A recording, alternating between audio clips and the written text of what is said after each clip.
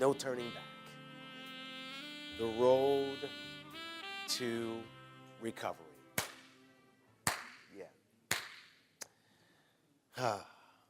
The last time we were together, we talked about Bartimaeus' road to recovery in his quest to be healed, to regain his sight.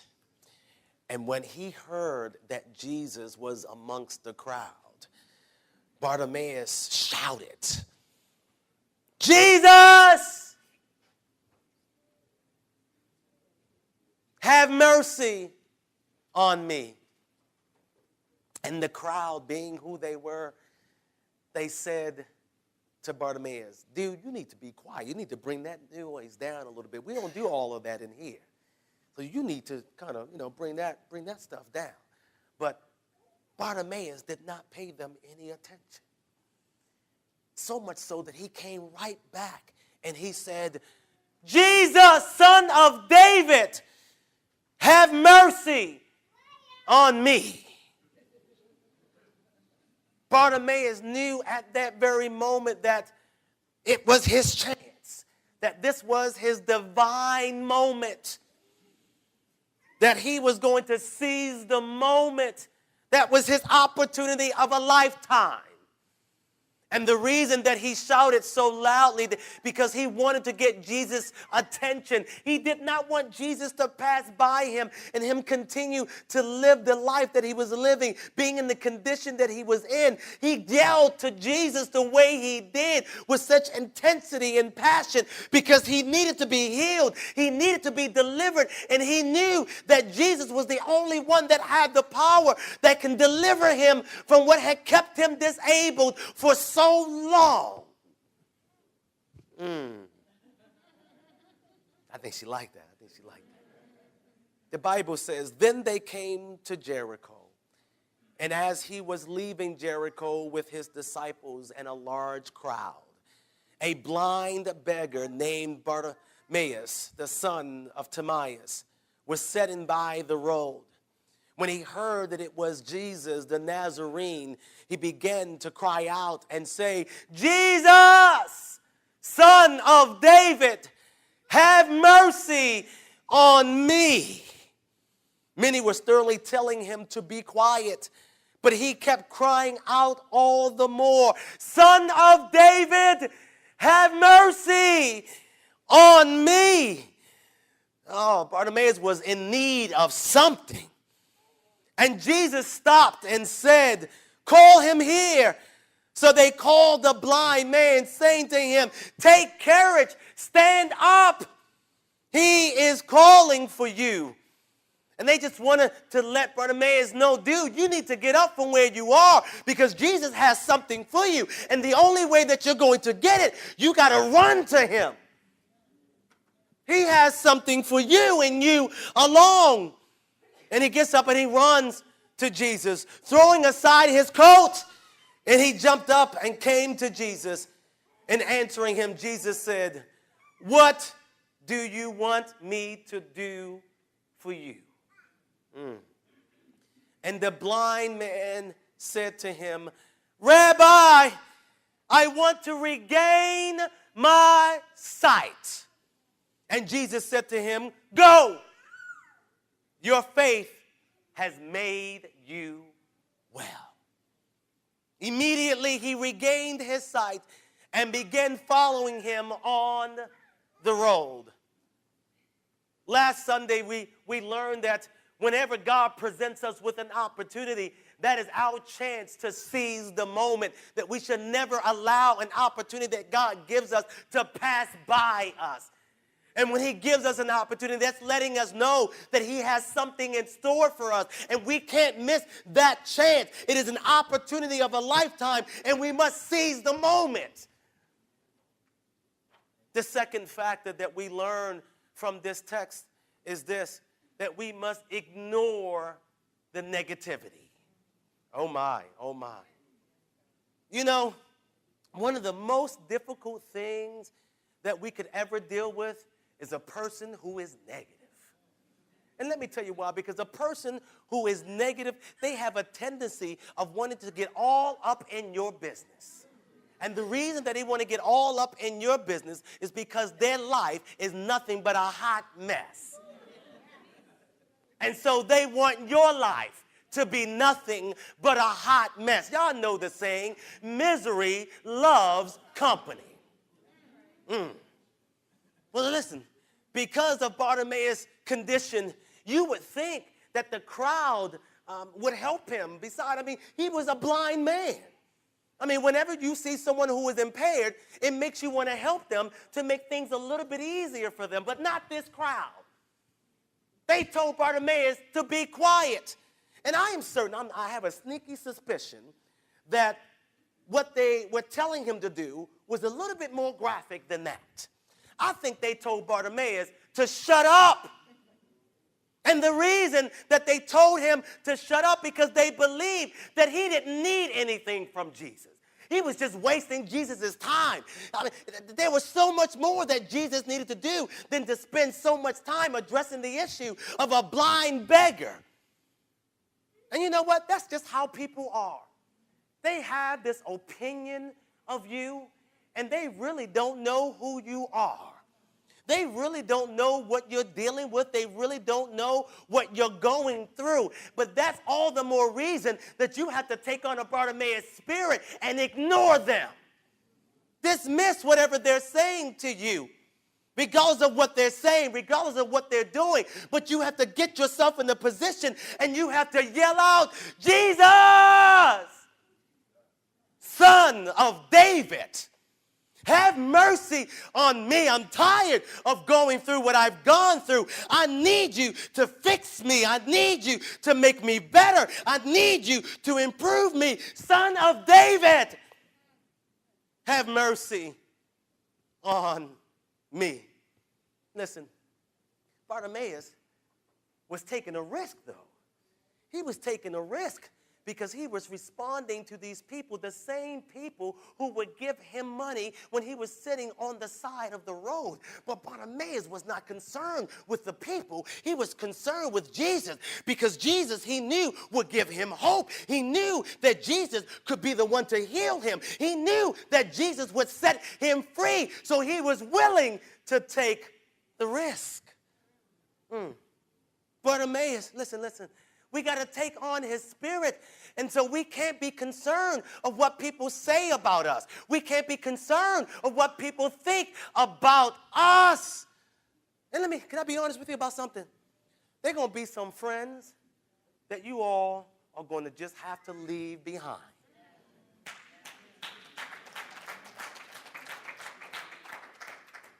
Some of these friends and family, they've been so negative towards you. They've done some things, they've said some things, they've held grudges for 15 and 20 years, but you got to get to a place in your life, the journey that you're on, and you have to ignore all the negativity because it doesn't matter what you think about me, God still has my back.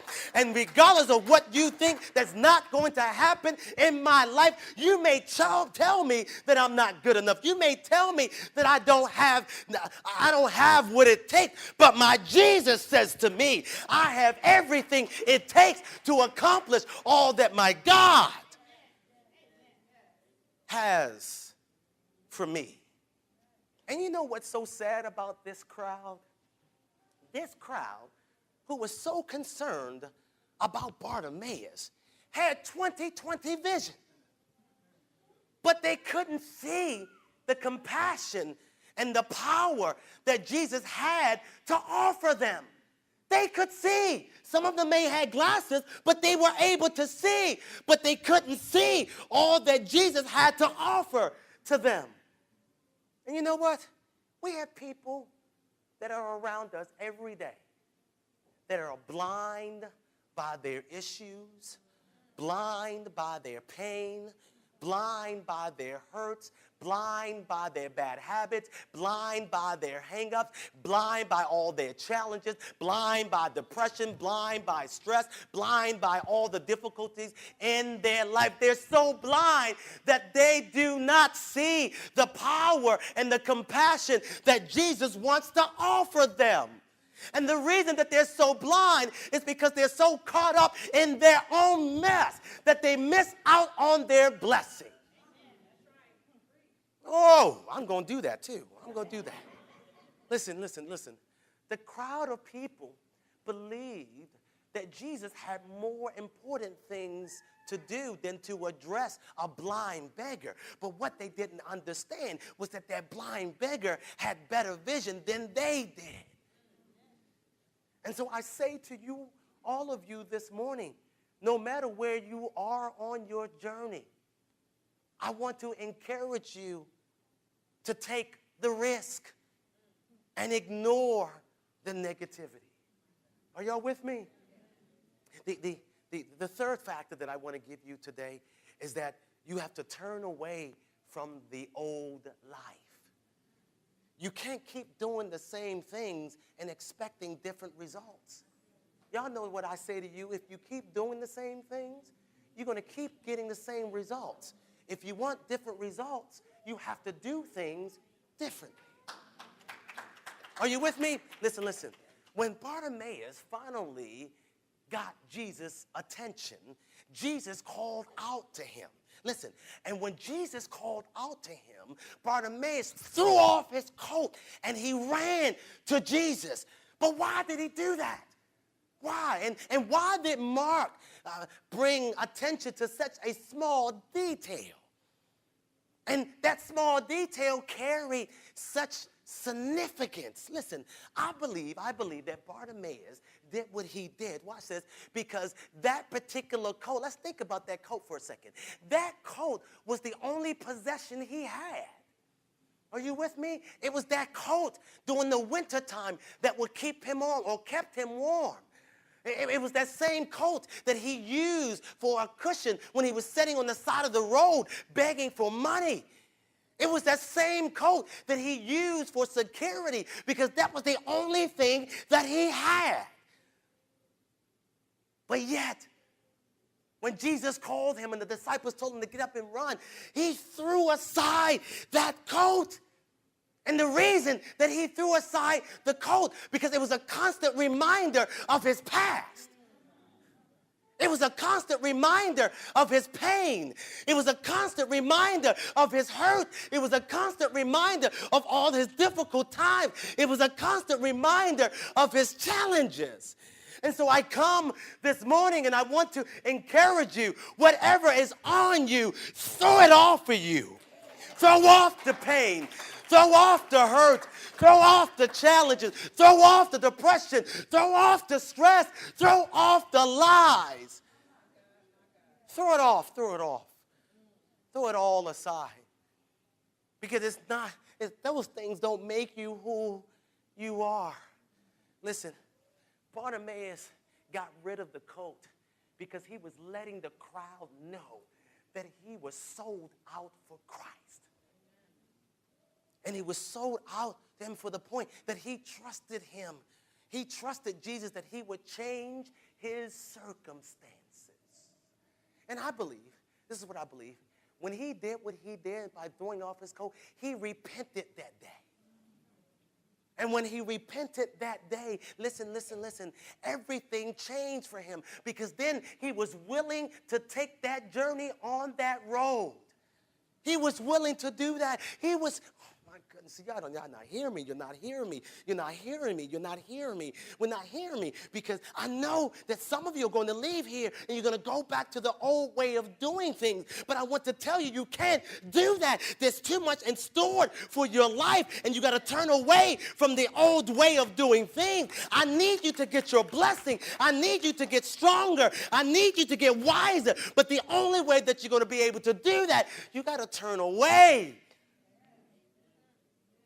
You got to turn away. Turn your neighbor. Turn away. Turn away. Turn away. Listen, he was willing to change his course and follow his Savior. He had made up in his mind that he was not going to turn back to the old way, the old things, the old sayings. He wasn't going to do that any longer. And so guess what?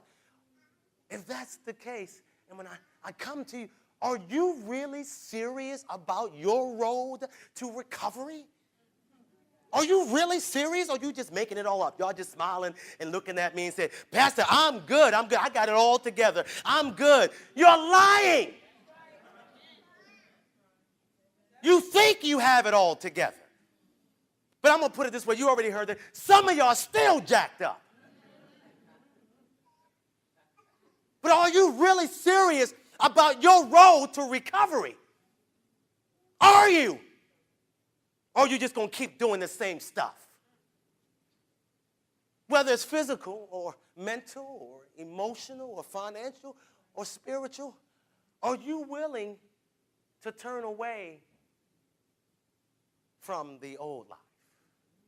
I want to make y'all think today, because there's so many blessings that are out there that God has, and we miss them.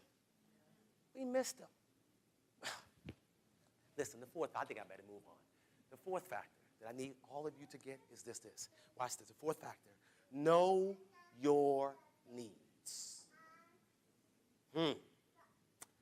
I find Jesus' question to Bartimaeus very strange. And here's the reason why I find it very strange. He asked Bartimaeus this question: what do you need for me to do for you? Jesus being Jesus, I would think that he would already know the answer or how Bartimaeus was going to respond to him. Don't you think? I mean, he's Jesus. He has all power in his hands. So I would think, Jesus, well, why would you ask that question? Well, maybe he asked Bartimaeus that question because he wanted Bartimaeus to pinpoint what his need or needs were. He wanted Bartimaeus to anticipate what he was going to do for him. He wanted Bartimaeus to stand in expectation of what he was going to do for him. So maybe that's the reason why he asked him that question. What do you need for me to do? Because he wanted Bartimaeus to be specific in his need. Now, that sounds crazy. It sounds crazy. But believe it or not, there are people sitting around you right now that don't even know what their need or their needs are. They may know what their wants are. They know their desires. They know their dreams. But knowing their need, that's a stretch. You stretching me. You asking me. And I guarantee if I were to come to some of you all right now, what are you standing in the need of? Some of you will be like, here's your opportunity. Here's your chance. It's an opportunity of a lifetime. Or you're going to seize the moment. Or you're going to keep having that voice in the back of your mind. You're not good enough. You don't have what it takes. You can't make it. Don't believe all those people, what they're telling you that you're going to be able to accomplish. No, you can't. You're going to have all that in your mind. And you're going to, But then some of you, if I were to come to you and ask you, what do you stand in the need of? Some people, Pastor, I don't know if you have enough time because I got so many things on my list that I need Jesus to do for me. Y'all see the difference? You got some who would know their needs and got some who've been waiting, expecting, and standing in expectation, in anticipation of what Jesus was going to do for them. Let's think about this. Bartimaeus, he probably needed a lot. He probably wanted money, security. He probably wanted a job. He probably wanted a family. He probably wanted a home. He probably wanted all those things. But Bartimaeus knew that his real need was to regain his sight. And because he understood and he appreciated that that was his real need, he did everything possible to get Jesus' attention. That he wanted to make sure that he was going to meet Jesus face to face. Yes, he was taking a risk. Yes, he was, but he knew that Jesus could meet his need. He was convinced about that thing, that Jesus was his answer to all of his needs. Not some of his needs, all of his needs. Not just 2 or 3, but all of his needs. See, this story is true for so many of us in our lives today. And we have family and friends who, watch this, they are spiritually blind. And they are beaten up by the world every single day. And why is that? It's because they don't understand the necessity of having an authentic relationship with Jesus. Some of you, even in this room, you've been living a lifestyle where you have no clue of what it means to have an abundant and full life. Can I say it again?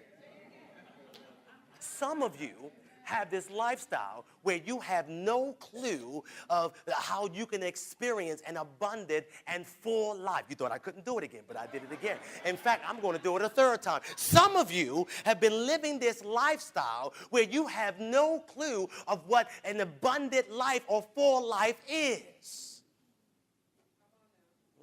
I'm coming down your street too. We believe that Jesus can't heal us. We believe that Jesus can't deliver us. We believe that Jesus can't save us. We believe that Jesus cannot liberate us. And so we continue to live without hope. We continue to live in despair. We can continue to live in having empty dreams, and we cannot see the future ahead of us. We don't see it. Y'all with me? Listen. It is my charge, my responsibility, and I'm teaching you. It is my responsibility, my charge today to help you to understand that your greatest need is not a new car. Your greatest need is not a new house. Your greatest need is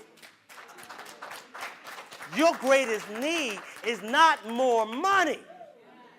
That's not your greatest need, but your greatest need is to have an authentic relationship with Jesus, the one who sacrificed everything for you so that you can continue on your journey.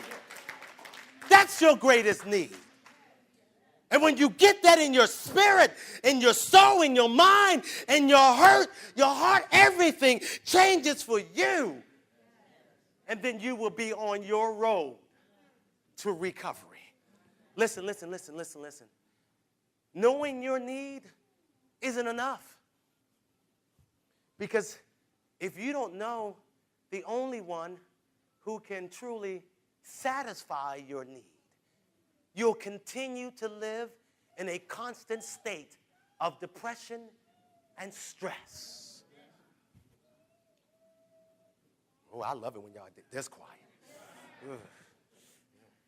And when you figure out what your needs are, there's only one person you can turn to, and that is Jesus. Listen. The fifth and final factor that I want to give you is that you must put your faith into action. Uh-oh. Here we go. I thought we were going to get by this one, but he had to bring it up. Talking about this faith stuff again. Yes, I'm going to talk about it because it is your faith that gets you through. Listen. What's so interesting about Bartimaeus is that he not only regained his sight, but he gained so much more. Listen, when Jesus asked him the statement or made the statement, your faith has made you well. That word well is the same word for salvation.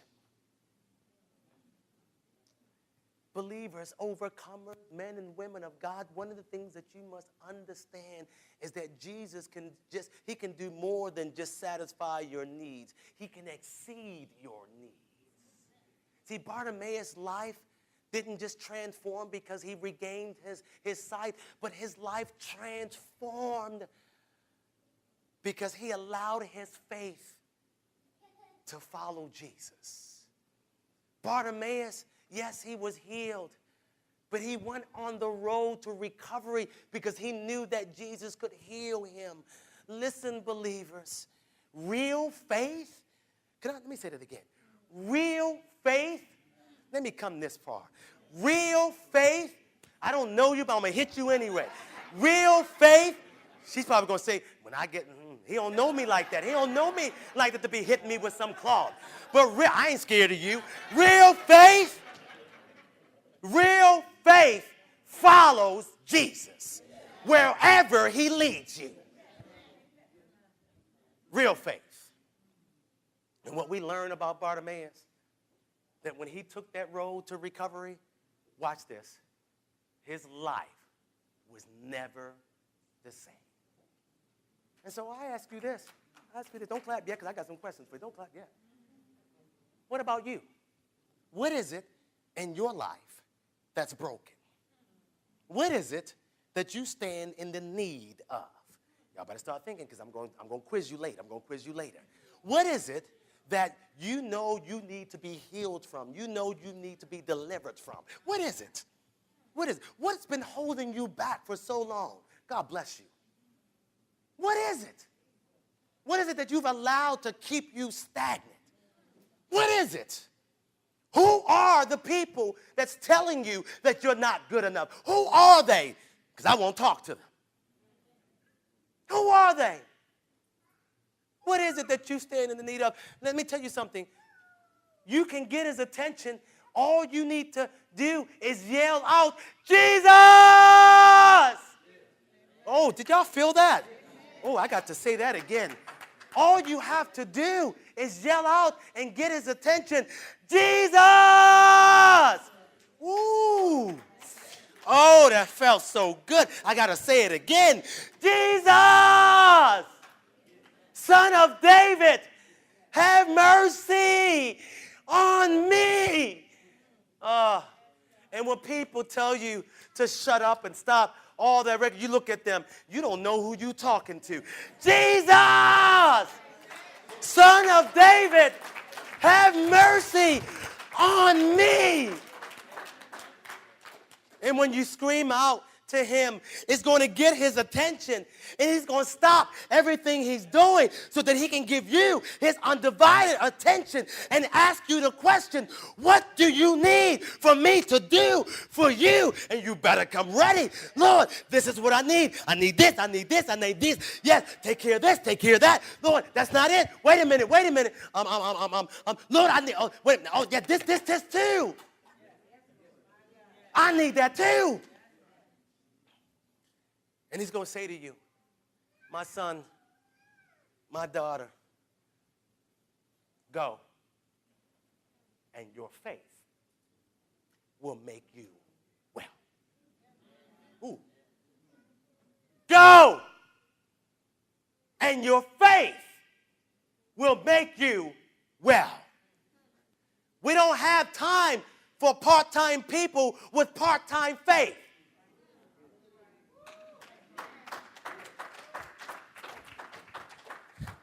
I don't need part-time Christians. Oh, now I done made some people angry already. Oh, Jesus. Why did he go there? Why, Lord, why did he? I don't need part-time servers.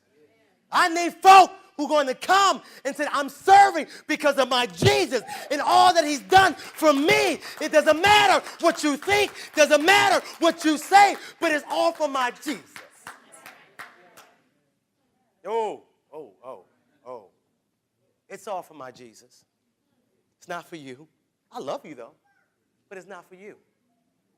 It's not for you, but I love you, but it's not for you. I don't want to leave y'all out. It's not for you, but I love you, but it's for my Jesus.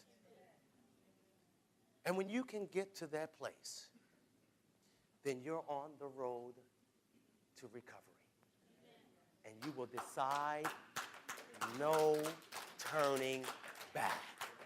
No turning back. No turning back. No, it should become a song. When you wake up in the morning, you should say, no turning back. When you go to work and you know who you're getting ready to face, you say, no turning back. When you come home and God gets you home safely, you ought to say, no turning back. Yes, I know, even when you go through some pain and some hurts, you can say, no turning back. I know I have some difficulties. I know I'm dealing with some challenges, but there is no turning back for me. There's so much more ahead of me than is behind me, and I don't want to deal with the stuff that's behind me no longer, because I want to go and get there. That's where he wants me to be. All in. All in. All in.